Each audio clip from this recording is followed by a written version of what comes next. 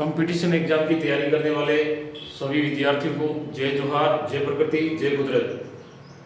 दोस्तों, जो विद्यार्थी कंपटीशन एग्जाम में असफल हो जाते हैं उनके लिए मैं कुछ कहना चाहता हूं कि फेल हो गए तो क्या हुआ, फिर से ट्राई करो, फिर से ट्राई करो, मगर चलते रहो।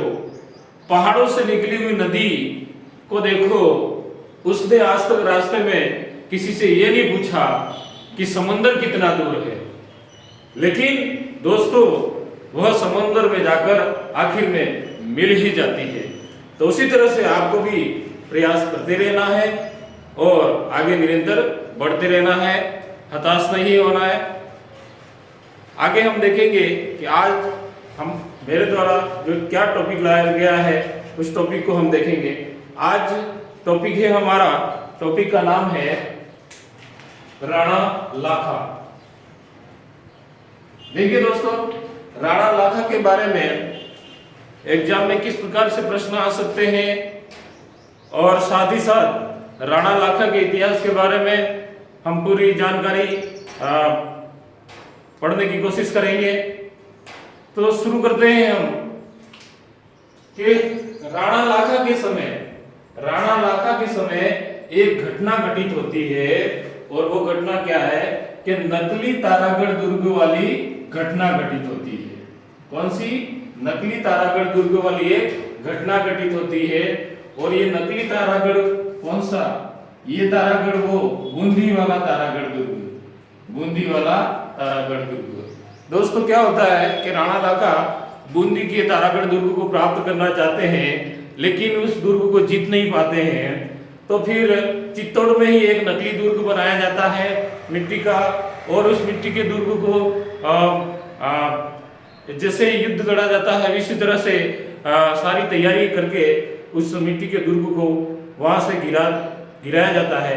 तभी बूंदी का एक पत्रवाहक वहां उसी समय पहुंच जाता है जिसका नाम कुंभाहाड़ा। तो वो देखता है कि नकली तारागढ़ दुर्ग को तोड़ा जाता है, तो विरोध करता है कि आप हमारे तारागढ़ दुर्ग को जीत नहीं पाए, नकली तारागढ़ दुर्ग बनाकर तोड़ रहे हो, लेकिन इसको भी मैंने नहीं तोड़ने दूंगा। इस तरह से विरोध करता है। तो विरोध करने पर राणा लाखा उनको मौत की घाट उतार देते हैं। तो देखिए कि बूंदी का पत्रवाहक राणा लाखा को कुछ पत्र देने आता है, तो उसी समय इस कुंभाहाड़ा को राणा लाखा मार देते हैं। क्या करते हैं? मार देते हैं। आगे और क्या है राणा लाखा के बारे में क्या जानकारी है, तो हम देखेंगे कि राणा लाखा के दो पुत्र थे। कितने? दो पुत्र। एक पुत्र का नाम, सबसे बड़े पुत्र का नाम ज्येष्ठ पुत्र जिसका नाम कुंवर चुंडा, और एक दूसरा पुत्र छोटे वाला जिसका नाम मोकल। और वैसे राणा लाखा की बहुत सारी रानियां थी, लेकिन उसमें एक खास रानी थी जिसका नाम मैंने यहाँ लिखा है हंसाबाई। और साथ ही साथ मैंने यहाँ पर ये भी लिखा है कि एक व्यक्ति का नाम है रणमल।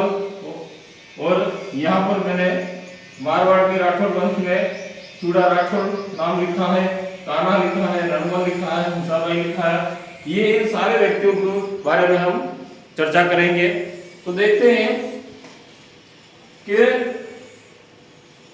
कुंवर चूड़ा है जो राणा लाखा का सबसे बड़ा पुत्र है, सबसे बड़ा पुत्र है। होता क्या है दोस्तों कि कुंवर चूड़ा की शादी, ये जो सामने महिला का नाम लिखा है मैंने हंसाबाई, कुंवर चूड़ा की शादी किसके साथ में होने वाली थी? हंसाबाई के साथ में होने वाली थी। हंसाबाई के साथ में होने वाली थी। कुंवर चूड़ा हंसाबाई को देखने गए मारवाड़ में, और पीछे से फिर क्या घटना घटित होती है कि हंसाबाई का एक भाई जिसका नाम रणमल, ये कौन है? हंसाबाई का भाई है। ये बहुत काफी चातुर व्यक्ति था और ये चाहता था कि मेवाड़ के राज्य को मैं प्राप्त करूं, क्योंकि उस समय राणा लाखा के समय में राणा लाखा वृद्धावस्था में थे। तो ये रणमल चाहता था कि क्यों न मैं मेवाड़ के राज्य को ले लूं। तो उसने एक चाल चली और पिताजी से रणमल ने अपने पिता से बोला। रणमल के पिता कौन? रणमल के पिता चूड़ा राठौड़। कौन? चूड़ा राठौड़। चूड़ा राठौड़ से कहा कि पिताजी, कुंवर चूड़ा से हंसाबाई का विवाह नहीं करवाते हैं, और विवाह किसके साथ में करवा देते हैं? कौन? किसके साथ में? राणा लाखा के साथ में। राणा लाखा को लालच दी जाती है कि लाखा जी, आपके पुत्र को रहने दो और मेरी बहन के साथ में आप भी शादी कर लो। वैसे राजा जहां पर भी जाते उनको बहुत शौकीन था, तो रानियों से शादी कर लेते थे। तो राणा लाखा को वैसे सोचना चाहिए था कि बड़े पुत्र के का सगाई रस्म हो चुकी थी, फिर भी रणमल के बहकावे में आकर वो कौन? राणा लाखा हंसाबाई से विवाह कर लेता है। हंसाबाई से विवाह कर लेता है, तब कुंवर चूड़ा अपने पिताजी से नाराज होकर चले जाते हैं, जिसके कारण कुंवर चूड़ा को मेवाड़ का भीष्म पितामह कहा जाता है।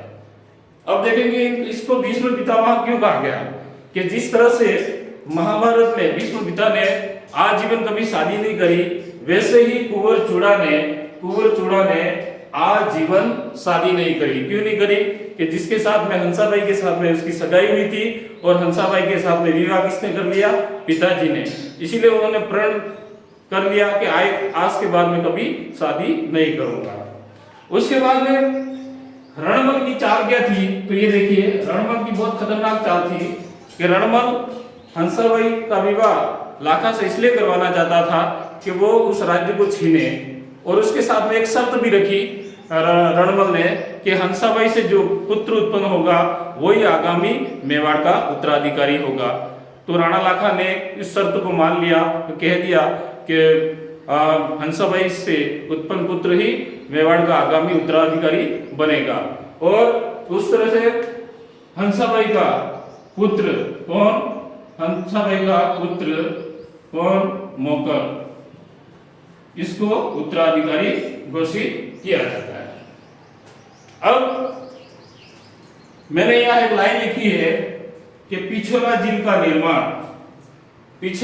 निर्माण किसके शासनकाल में होता है?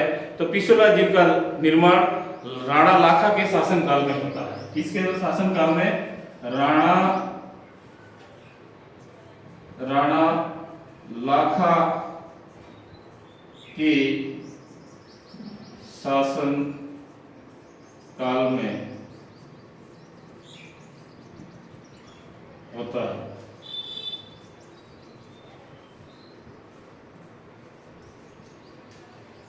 पिछोला झील का निर्माण राणा लाखा के शासन काल में होता है, और कौन करवाता है? तो यह देखिएगा, एक मैंने लाइन लिखी है कि पिछोला झील की नींव, यानी कि पिछोला झील की नींव रखने वाला व्यक्ति कौन था? सबसे पहले पिछोला झील की नींव रखने वाला व्यक्ति कौन था? तो इस व्यक्ति का नाम है पिच्छू बंजारा। कौन सा? पिच्छू बंजारा। इस पिच्छू बंजारे ने पिछोला झील की नींव रखी थी।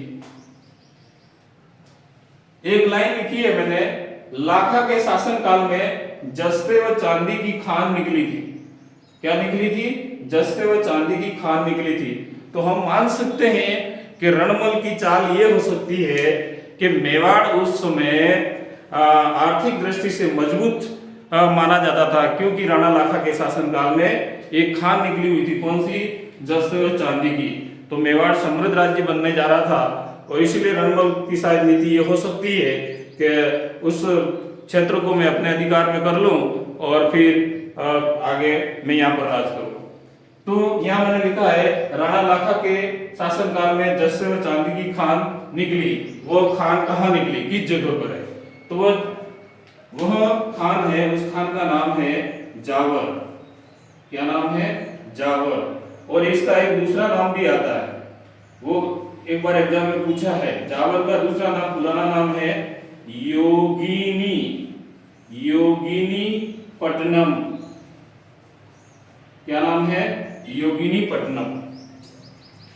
प्रश्न आ सकता है कि राणा लाखा के शासनकाल में जस्त व चांदी की खान निकली उस स्थान का नाम है, वहां जावर ना लिखकर योगिनीपट्टनम लिखा होगा तो आपको उसको सही करना होगा। क्यों कि जावर का ही पुराना नाम क्या है, योगिनीपट्टनम। आगे देखते हैं कि मैंने यहां पर लिखा है कि मारवाड़ का राठौड़ वंश, मारवाड़ का राठौड़ वंश, मारवाड़ के राठौड़ वंश कौन, मारवाड़ राठौड़ वंश का राजा कौन, चूड़ा राठौड़। चूड़ा राठौड़ के 3 संतानें थी। कितनी संतानें, 3, जिसमें 2 पुत्र थे। एक पुत्र का नाम कान्हा और दूसरे पुत्र का नाम रणवर और एक पुत्री थी जिसका नाम हंसाबाई। इसी हंसाबाई का विवाह किसके साथ में पहले तय होता है, कुंवर चूड़ा के साथ में तय होता है, लेकिन बाद में इस हंसाबाई का विवाह किसके साथ में हो जाता है, राणा लाखा के साथ में इनका विवाह हो जाता है।